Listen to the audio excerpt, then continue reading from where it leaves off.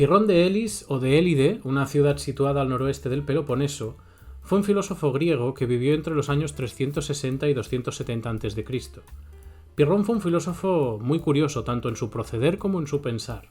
Tanto es así que, según cuentan algunas noticias, por ejemplo recogidas por Diógenes Laercio en su ya conocida por nosotros obra de Vidas y obras de los filósofos ilustres, Pirrón dedicó, según estas noticias, su vida a predicar con el ejemplo, o sea, que vivió siguiendo a pies juntillas, o eso al menos ha pasado a la historia, las consecuencias de lo que él sostenía acerca del concepto de verdad, del conocimiento y por extensión de las implicaciones morales de todo ello. A Pirrón le debemos el pirronismo como escuela del escepticismo antiguo, siendo de hecho este pirronismo la escuela escéptica originaria de esta corriente. Sin embargo, el pirronismo no fue fundado como escuela por el propio Pirrón, sino que la fundó un discípulo de la Academia de Platón, Enesidemo, en el siglo I a.C., y la fundó tras rechazar algunas doctrinas que se estaban imponiendo, que se estaban poniendo de moda en la Academia en su tiempo, principalmente doctrinas provenientes del estoicismo. Una de las más importantes influencias de Pirrón, como no podía ser de otro modo, fue su maestro, y de él tomó el punto de partida para el desarrollo de su modo de vida de acuerdo con la idea de que el conocimiento cierto no era posible. El maestro de Pirrón fue Anaxarco, de la escuela de Abdera,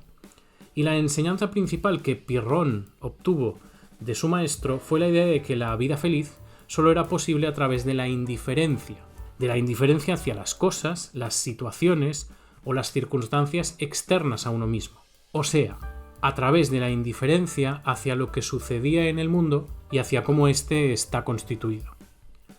La indiferencia, por tanto, era para Anaxarco la clave para la felicidad y para la vida feliz. Y Pirrón bebió precisamente de esta idea, y la reflejó tanto en su filosofía como en su propia vida. Para entender la posición de Pirrón y del pirronismo en general en relación con la ética, debemos partir del presupuesto más básico del escepticismo en general, es decir, que la verdad, si existe, no es alcanzable, y por tanto el conocimiento cierto no es para nosotros posible. El escepticismo moral parte precisamente de este fundamento epistemológico, y sobre él los escépticos asumen dos conclusiones. La primera es que no hay ninguna justificación suficiente para creer que las afirmaciones de tipo moral, o sea, las afirmaciones del tipo X es bueno o X es una obligación moral o un deber, sean ciertas. Y la segunda de estas conclusiones es que no es posible saber, en general, si una afirmación cualquiera de tipo moral es cierta. Obviamente estas conclusiones parten de la base escéptica acerca de la imposibilidad de alcanzar la verdad, en el caso de que ésta existiera, y por ende de lo imposible del conocimiento cierto. Estas conclusiones, aplicadas como están al ámbito de la ética, constituyen lo que se ha llamado, o lo que podemos llamar, la teoría del error moral, que básicamente afirma que, por un lado, todas las afirmaciones de tipo moral son falsas, tenemos razones